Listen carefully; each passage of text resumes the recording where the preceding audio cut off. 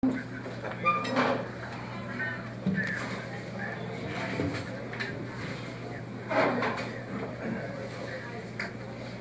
quero dizer que é uma satisfação enorme estar aqui nesta manhã, neste café, com a diretoria da Federação das Indústrias do Estado de Tocantins. E eu quero inicialmente parabenizar o presidente Roberto Pires, toda a sua diretoria, por esse convite que muito nos honra e que com certeza contribui para o aprimoramento, o aprofundamento da democracia em nosso Estado. E quero confessar aqui inicialmente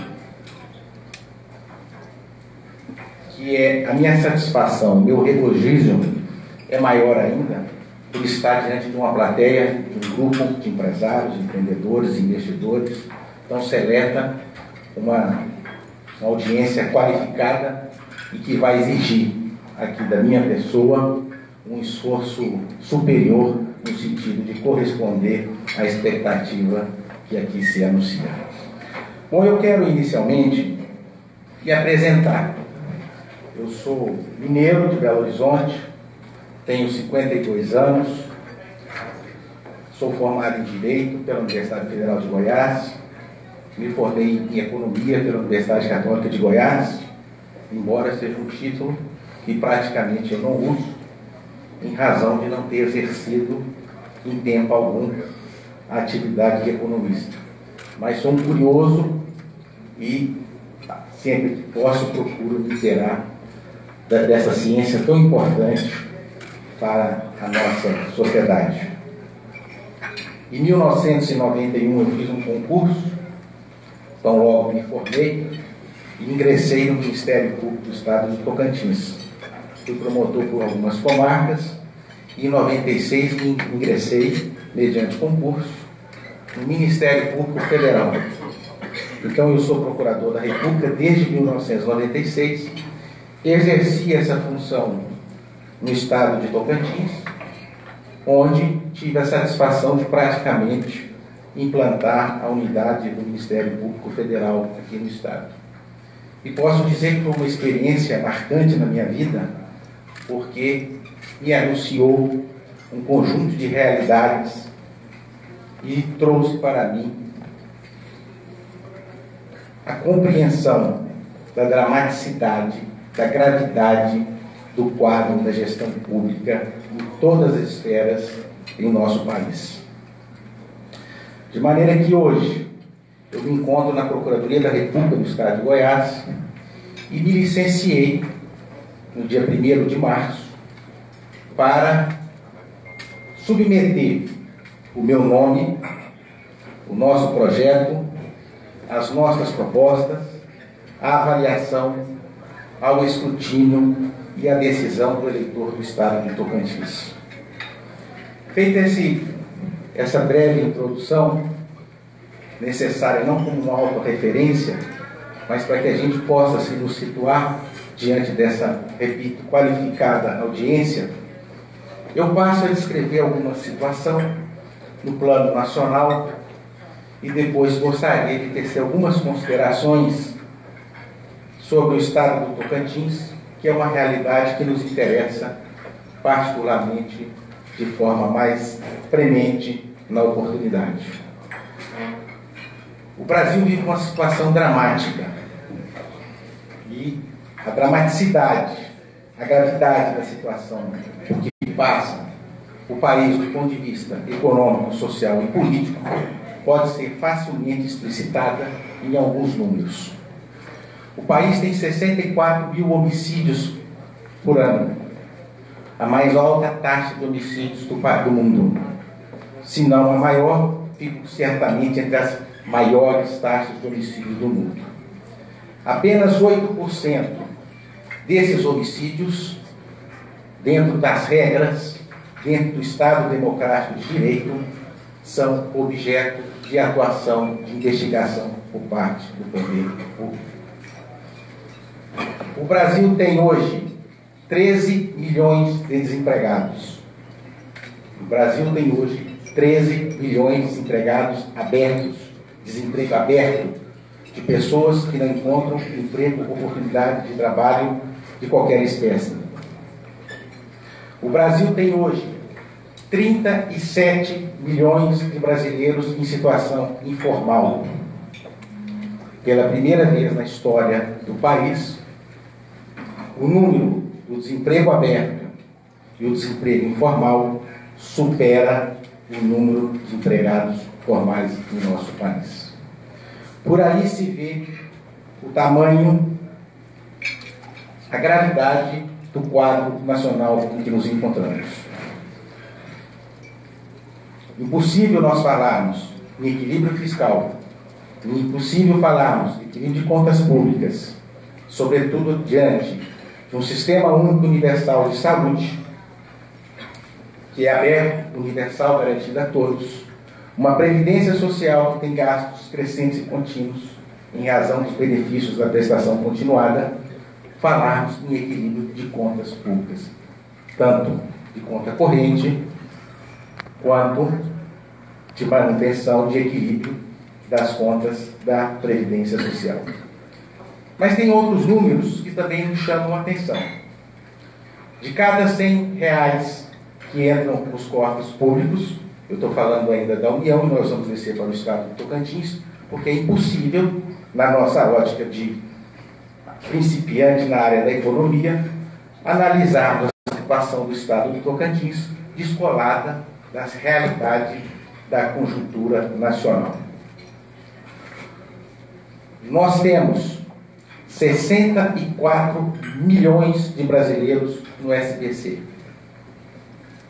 Nós temos 64 milhões de brasileiros que diariamente se sentem culpados por se encontrarem num estado de absoluta inadimplência diante dos seus credores. Então, esses números nos remetem para a gravidade do quadro fiscal, econômico, social que vigora no país hoje.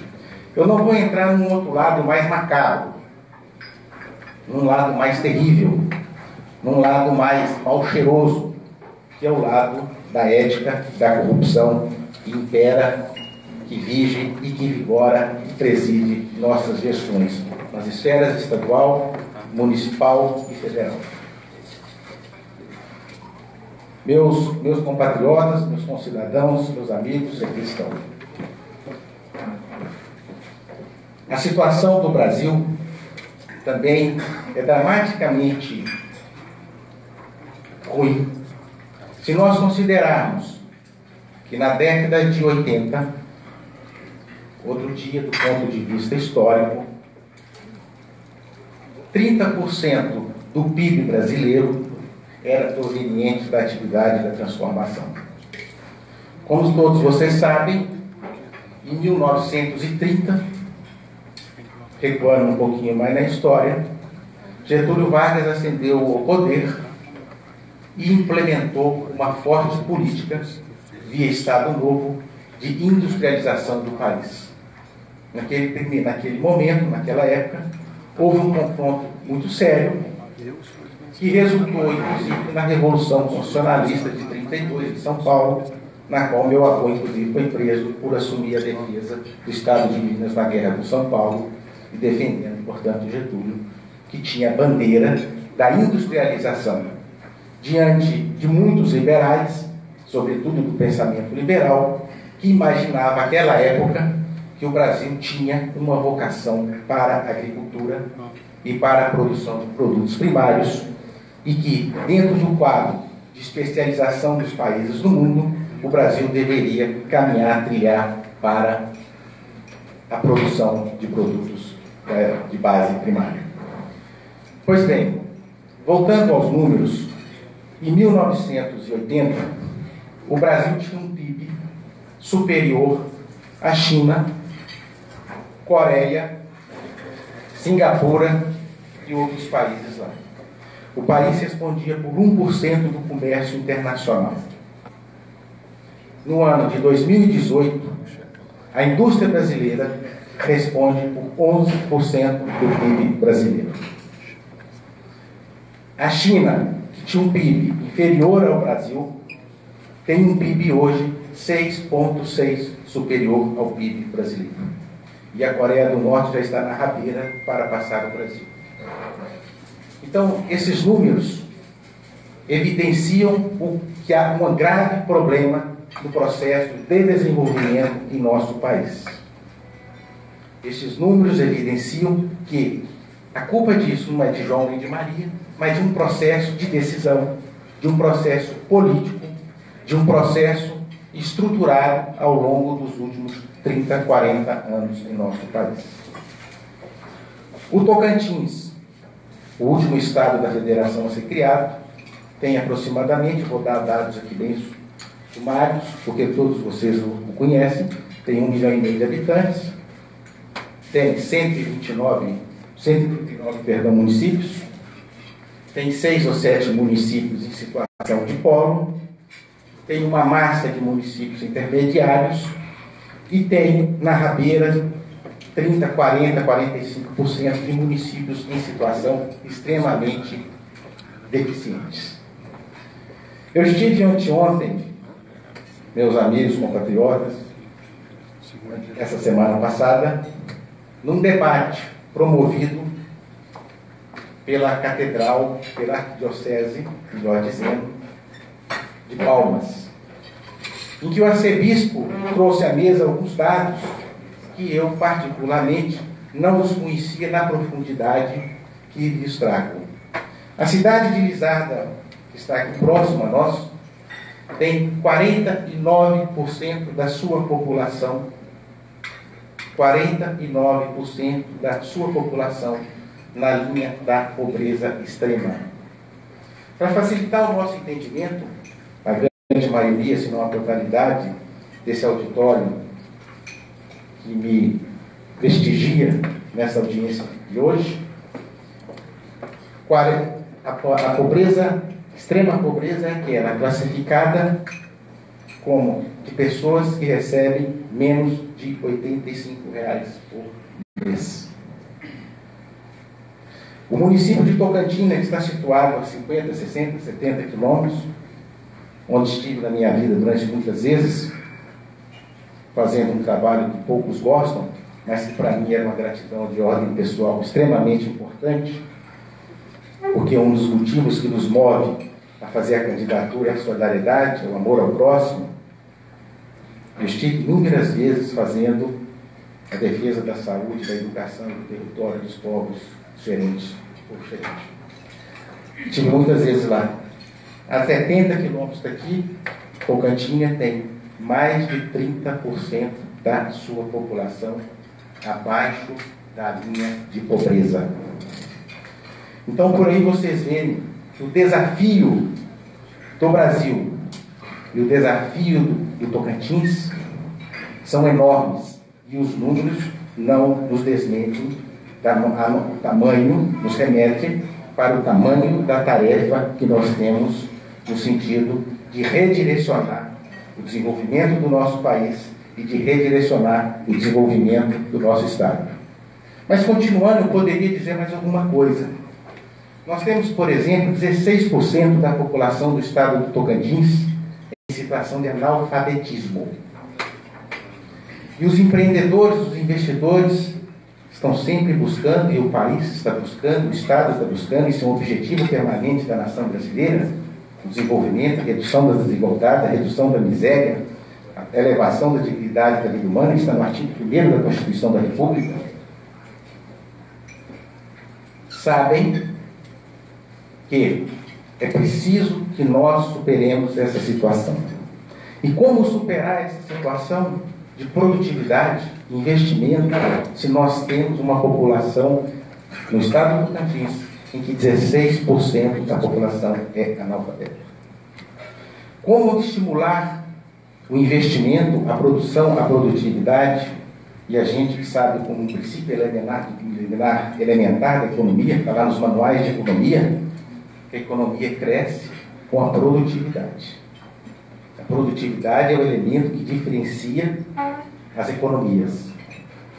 Como ter produtividade com o ensino médio o ensino fundamental e o ensino básico no Brasil, especialmente no estado de Tocantins, numa situação lastimável.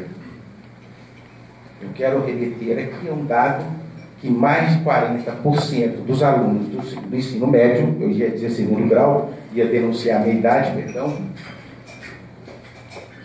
mas é o ensino fundamental, segundo ensino fundamental, nós temos 40% de evasão escolar. Nós temos 35% de alunos que saem do ensino fundamental e não compreendem as funções básicas da matemática. Então, nós temos o ensino em situação lamentável, e se a do Brasil já é ruim, a do estado do Tocantins é pior ainda. Todo esse conjunto de situações nos remete para uma questão fundamental. É preciso que o Brasil reinaugure políticas de desenvolvimento nacional. É preciso que o estado do Tocantins estabeleça objetivos, programas, metas no sentido de superar o seu subdesenvolvimento. Eu sou de uma época que eu estudei Celso Furtado, e a gente lembra da CEPAL, da Comissão Econômica para a América Latina, em que a gente estudava as teorias do subdesenvolvimento. Eu me lembro do ISEB, fundado pelo então ex-presidente Fernando Henrique Cardoso, que nós estudávamos teorias do desenvolvimento. E durante muitos anos no país, de 1930 até 1970, 1980, o país empreendeu a mais surpreendente e revolucionário método, meio e instrumentos de industrialização de um país, então chamado Terceiro Mundo. Tanto assim que, apesar de todos esses problemas de ordem e de natureza dramática que eu expus, nós temos um país que é hoje ainda, em que pese toda a problemática, a 7ª economia mundial. Mas é preciso, assim como naquela época, restabelecer uma política nacional de desenvolvimento. E aqui eu quero dizer da nossa compreensão que esse quadro pelo qual grave passa o Brasil não será solucionado pelas forças espontâneas do mercado. O laissez-faire definitivamente não funciona para a superação das graves deficiências da nossa economia. Basta olhar os países desenvolvidos, basta olhar os países ricos e nós perceberemos, a um simples de relance, que todas as nações que adquiriram peso na centralidade das economias mundiais demandaram ações efetivas por parte de um poder público, de um setor público empoderado, forte, capaz de estimular o desenvolvimento. Mas só isso não faz. Nós reconhecemos e nós sabemos que a iniciativa privada, uma iniciativa privada pungente, forte, eficiente, é capaz de melhor alocar os recursos no sentido de se maximizar o lucro, a produtividade, o investimento, a riqueza e a renda. Então, é preciso que nós tenhamos um Estado com capacidade de investimento, uma iniciativa privada eficiente que possa melhor alocar os recursos e promover o desenvolvimento. Nós precisamos, ao lado disso, aquilo que eu chamo de tripé, é ter um investimento efetivo em educação, tecnologia, formação, qualificação de mão de obra. Se nós pegarmos o exemplo da Coreia, nós vamos observar que o Henry Ford não é coreano. O Henry Ford não nasceu na Coreia. O Fordismo nasceu nos Estados Unidos em 1900, 1890, 1900, com a indústria automobilística, e foi um padrão de gestão, de administração, que hoje foi superado, mas que foi absolutamente importante para alavancar a Revolução Industrial para alavancar o desenvolvimento dos Estados Unidos e dos países industrializados. De maneira que foi a participação do Estado, de um empreendedor pungente, que fez da Coreia ser hoje um país que está hoje na centralidade dos países ricos do mundo. Vocês podem me dizer aqui que os Estados Unidos são um país em que a iniciativa privada responde por todo o desenvolvimento. Eu vou contestar com números e dizer para vocês que isso não é uma verdade. A iniciativa privada nos Estados Unidos só é a mais pungente, a mais forte, a mais poderosa do mundo, porque tem um Estado que investe, que compra, que demanda tecnologias, que demanda compras governamentais, que demanda compras no setor da indústria bélica da ordem da casa de centenas de bilhões de reais.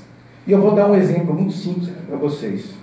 Eu não sei se meu celular está aqui, mas este celular que nós pagamos 4, 5, 6, 7, 8 mil reais, isso é o desenvolvimento da indústria bélica americana. E, por meio de compras governamentais, estimula a iniciativa privada e permite que tenhamos a Apple como a maior empresa do mundo, produzindo equipamentos ao redor do mundo inteiro. E a base disso é ciência, tecnologia, conhecimento.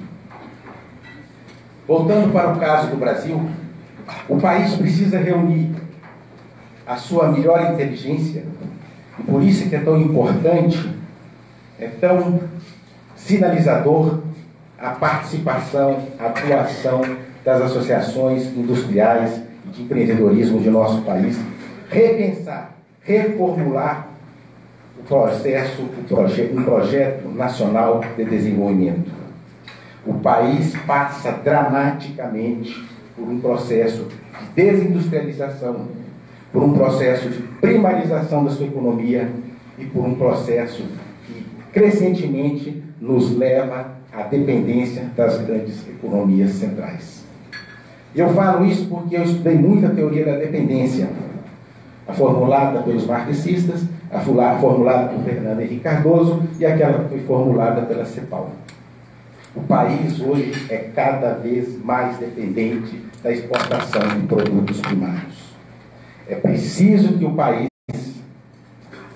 faça esforços, direcione políticas públicas para promover a industrialização. É preciso que o país promova a indústria da transformação, porque essa, como disse o nosso presidente, é a que produz riqueza, é a que produz empregos formais, é a que produz os melhores empregos em nosso país. Afora isso, nós sabemos que num padrão, num projeto, num processo de concorrência internacional, os produtos primários possuem baixo valor agregado e isso resulta naquilo que os economistas cepalinos da década de 1950, e eu faço aqui em homenagem ao grande economista paraibano brasileiro Celso Furtado, chamava muito apropriadamente a deteriorização dos termos de troca internacionais. Quantas toneladas de soja nós precisamos exportar para que a gente possa comprar um equipamento deste tipo? Toda a tecnologia, todos os produtos, todos os chips, todos os insights de conhecimento são produzidos lá fora. Quando a gente olha um veículo nacional, 70% do veículo nacional está lá fora. O Brasil é um dos poucos países do mundo, que no Concerto das Nações produz aviões. O Brasil produz aviões. Nós temos uma fábrica chamada Embraer, que produz e exporta aviões, e vez ou outra está concorrendo com a Bombardier e grandes outras empresas internacionais.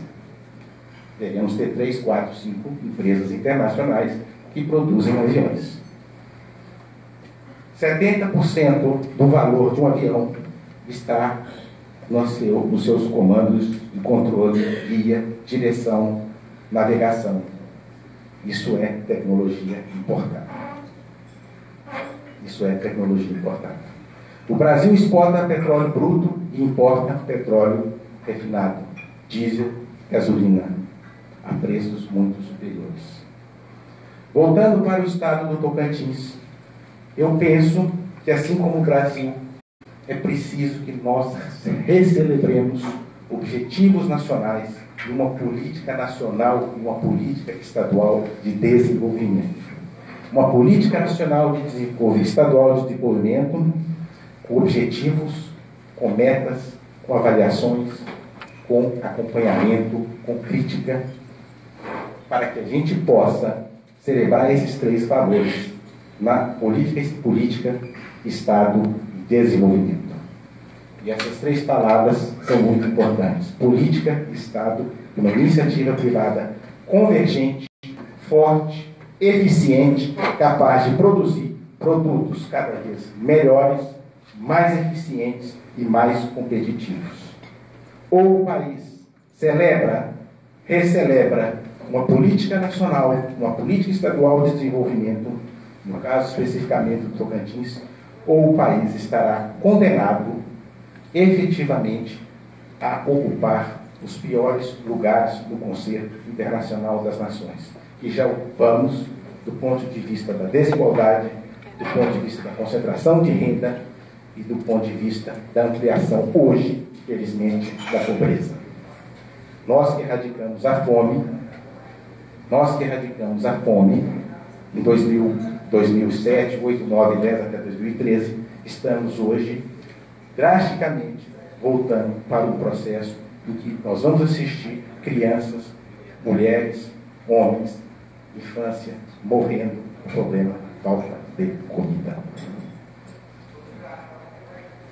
Voltando aqui para o estado do Tocantins, a gente sabe, e o presidente deixou isso aqui de forma muito efetiva, muito clara, que o desenvolvimento de um estado, de um país, depende da formação bruta de capital, que é a diferença entre aquilo que a gente consome e a diferença daquilo que a gente recebe.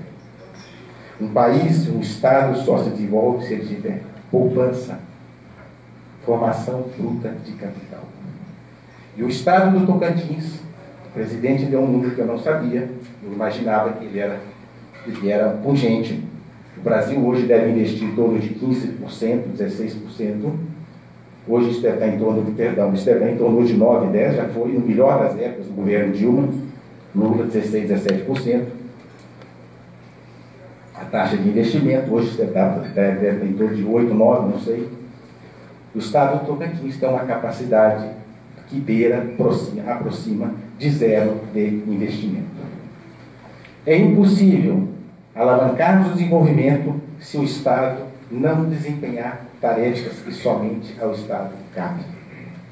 Política educacional que formule, promova cidadania e qualificação de mão de obra.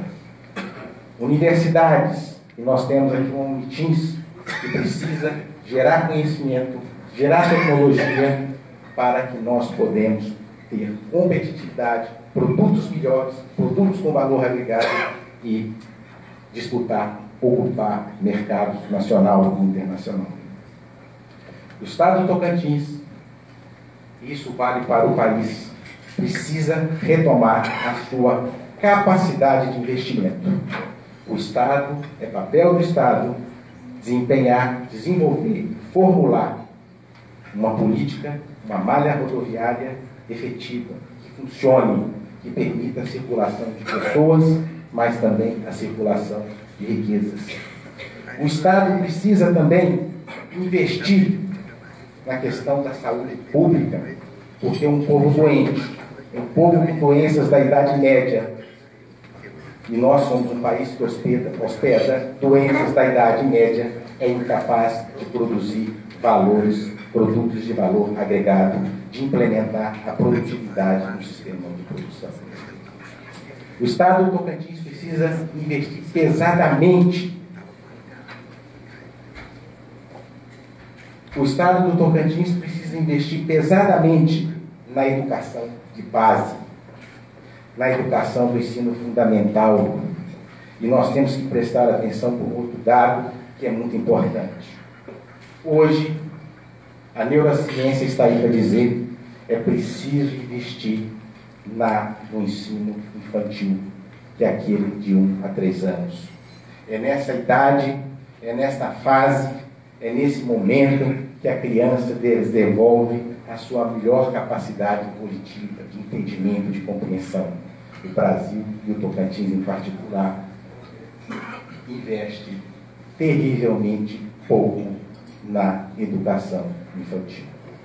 E aí é preciso formular consórcios de municípios, é preciso formular políticas públicas para que a gente possa maximizar os recursos, que são poucos, no sentido de dar maior efetividade possível à educação infantil, à educação de base e à educação média profissionalizante.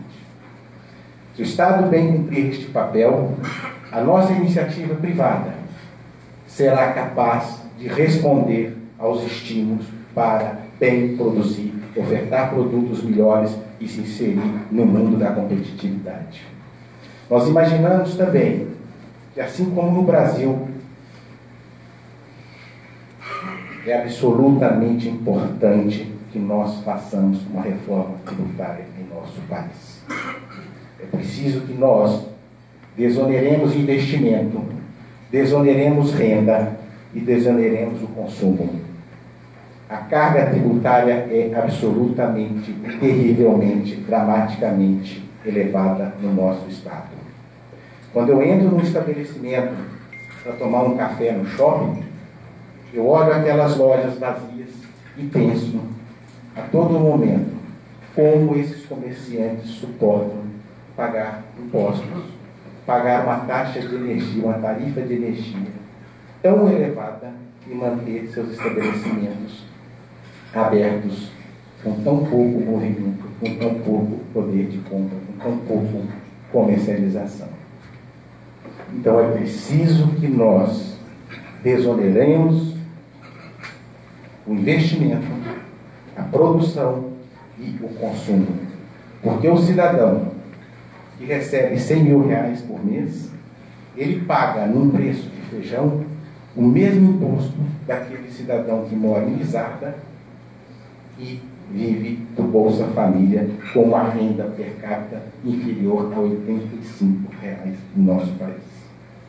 Então é preciso, mais do que nunca, institucionalizar, promover e a participação da Federação da Indústria, a participação das federações comerciais é absolutamente importante, imprescindível na construção de um sistema tributário justo, que viabilize a produção, que viabilize o investimento e que penalize de forma menor o consumo. Mas é preciso também, dentro daquela lógica que nós conversamos no início, de grave crise fiscal, que permeia as contas públicas nacionais, de grave crise fiscal, que permeia as contas públicas estaduais, a gente recuperar a capacidade de investimento do Estado. Nenhuma iniciativa privada, por mais vontade que ela esteja, conseguirá vencer, conseguirá promover o desenvolvimento, gerar emprego, gerar renda, se não tiver um Estado empoderado, capaz de promover os investimentos necessários em rodovia, transporte de maneira geral, ferrovia norte-sul, hidrovia do Tocantins, porque a da Araguaia a gente vê problemas de ordem ambiental muito séria, mas a do Tocantins é absolutamente viável. Promover a educação, eliminar o analfabetismo, qualificar a mão de obra, promover ciência e tecnologia através dos seus centros de pesquisa. Temos aí uma Universidade Federal, temos aí uma Universidade do Estado do Tocantins, temos institutos federais tecnológicos, temos uma Embrapa. É preciso que a ciência tenha prioridade, seja erguida como uma política de Estado, para que ao lado da iniciativa privada haja uma convergência de forças, no sentido de promover produtos mais qualificados, mais elaborados e de maior muito sobre essa questão do agronegócio.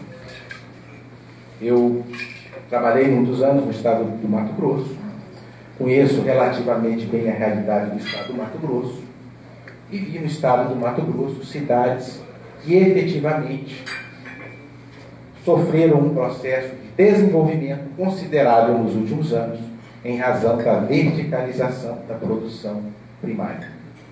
Eu cito, por exemplo, a cidade de Lucas do Rio Verde,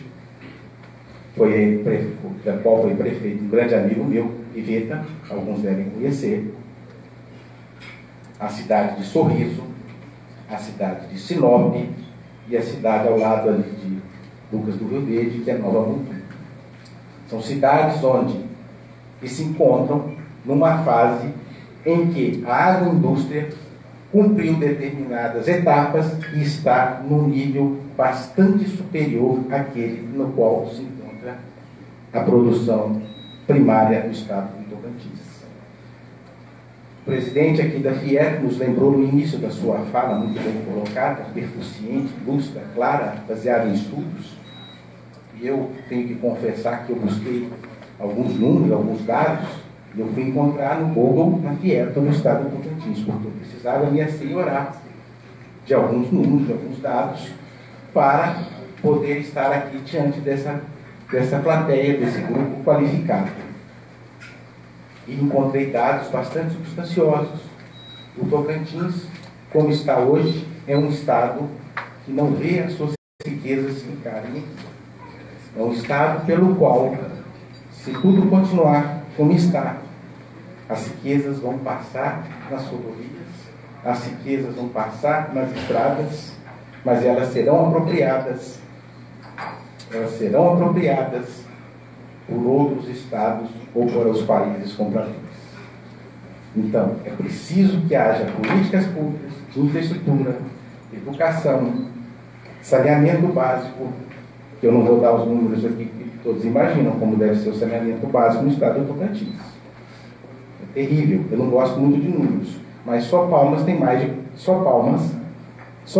estado do Tocantins tem 40% de água e esgoto tratado. Sem tratamento de água e esgoto, nós não temos saúde pública, nós não temos força de trabalho, nós não temos produtividade. Então, é absolutamente necessário, é absolutamente importante que nós enfrentemos o desafio, e o nosso desafio não é pequeno, porque se vocês imaginam que o Brasil perdeu indústria ao longo desses últimos 30 anos, que o estado de São Paulo, com aquele vigor enorme, 40 milhões de habitantes, que meu estado, Minas Gerais, com 20 milhões de habitantes, estados que estão em processo de industrialização, Minas desde 1955, com Juscelino Kubitschek, prefeito e governador de Minas Gerais, criou a CEMIG, criou as grandes empresas de Minas Gerais. O estado de São Paulo, com aquele poderio todo, 40% a 50% do PIB nacional, sofre um processo de desindustrialização estruturante, chocante, terrível. Vocês imaginam o que é enfrentarmos o desafio que é industrializar um estado localizado no centro do Brasil, com uma população, um mercado consumidor pequeníssimo, 1,5 milhão de habitantes, e com graves problemas do ponto de vista do desenvolvimento humano. Quando eu falo ponto de vista do desenvolvimento humano, eu estou falando longevidade, renda. Não existe mercado consumidor sem renda. O capitalismo só funciona com trabalho. O capitalismo só funciona com consumidores de um baixo nível de escolaridade.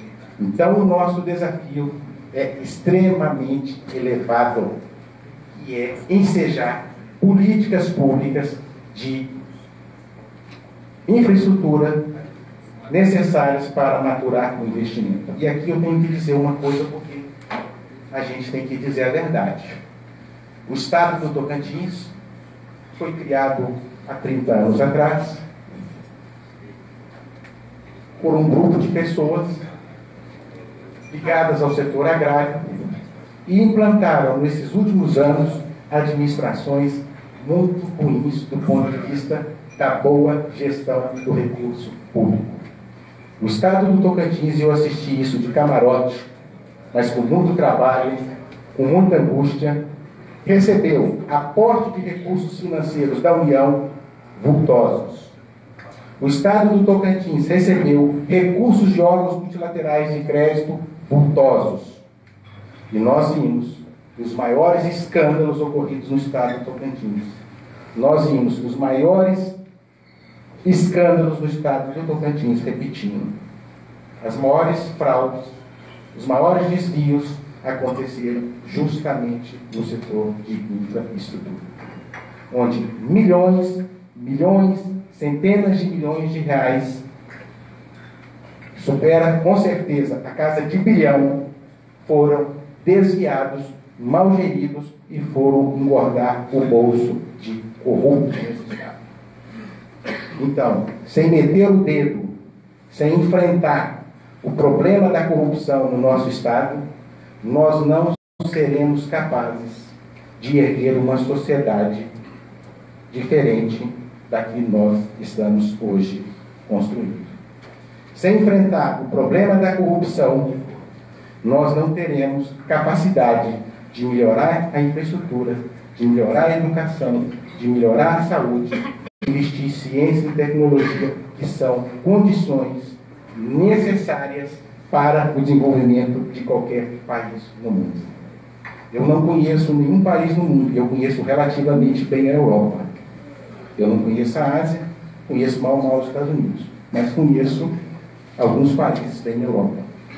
E vocês conhecem também. Nenhum país atingiu um grau de desenvolvimento sem resolver problemas básicos, fundamentais de uma nação. Saúde e educação. Precisamos investir maciçamente nisso.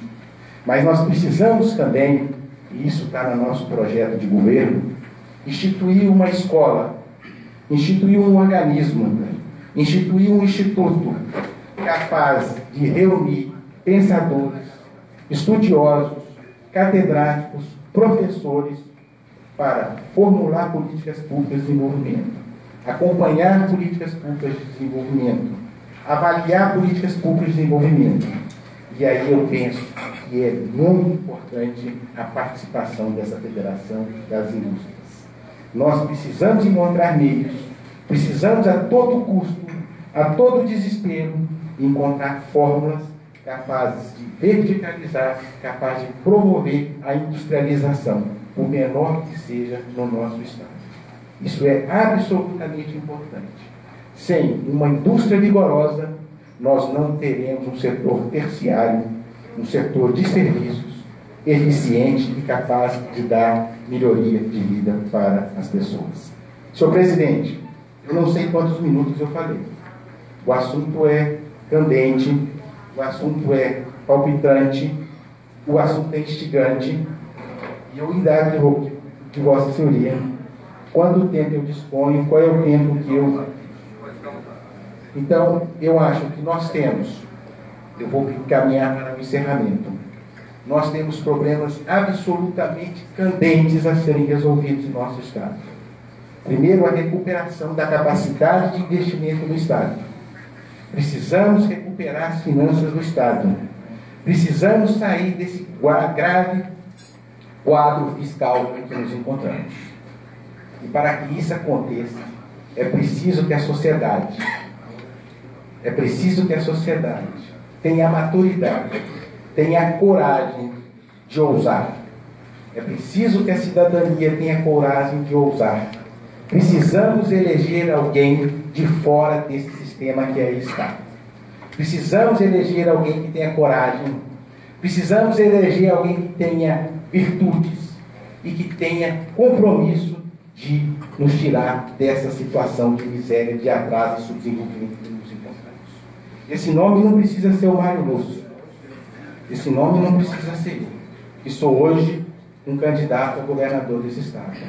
Mas necessariamente esse nome precisa ser de alguém que não pertença a essa classe política viciada, carcomida, comprometida com estruturas tão atrasadas e que nos levam a cada dia para uma situação de mais deterioração, de piora e de mais desesperança. Nós precisamos eleger alguém que tenha coragem de botar o dedo na ferida. Nós precisamos eleger alguém que tenha coragem de enfrentar os políticos tradicionais que se alojam em poderes, em órgãos, em instituições, e se valem dessas instituições, desses poderes, para garrotear, para subjugar e para defender seus interesses privados perante o Estado. Eu me refiro especificamente à Assembleia Legislativa, um covil de deputados que outra coisa não fazem que pensar nos seus interesses pessoais, nos seus interesses próprios, não importando que eles roubem bilhões e deixem o Estado, as pessoas, com prejuízo de uma vida.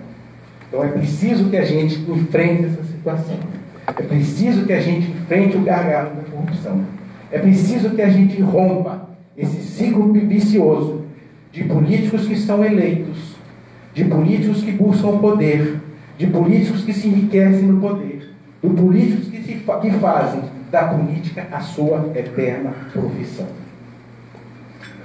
E o fazem produzindo mais dinheiro, mais riqueza, perpetuando essa estrutura de dominação, essa estrutura perdulária, essa estrutura de manutenção de cabos eleitorais, essa estrutura de manutenção de pessoas contratadas, essas estruturas de corrupção que se autoalimentam e se autorreproduzem e se auto-perpetuam no Estado. Todos nós aqui estamos de acordo num ponto. Todos nós aqui estamos de acordo num ponto. O Brasil tem jeito. O Tocantins tem jeito. Mas é preciso encontrarmos uma equação política que seja capaz de superar, através de ferramental, de instrumentais, da economia, da administração, de políticas públicas, de superação desse subdesenvolvimento. Eu encerro aqui as minhas palavras, não quero cansá-los mais, e não quero me tornar repetitivo, mas me encontro aqui aberto para ouvi-los, para responder eventuais reflexões e, quem sabe, assim, colaborar no sentido de pensarmos políticas públicas que possam, de fato, melhorar a vida de todos e promover o desenvolvimento do Estado do Tocantins. Muito obrigado. Obrigada,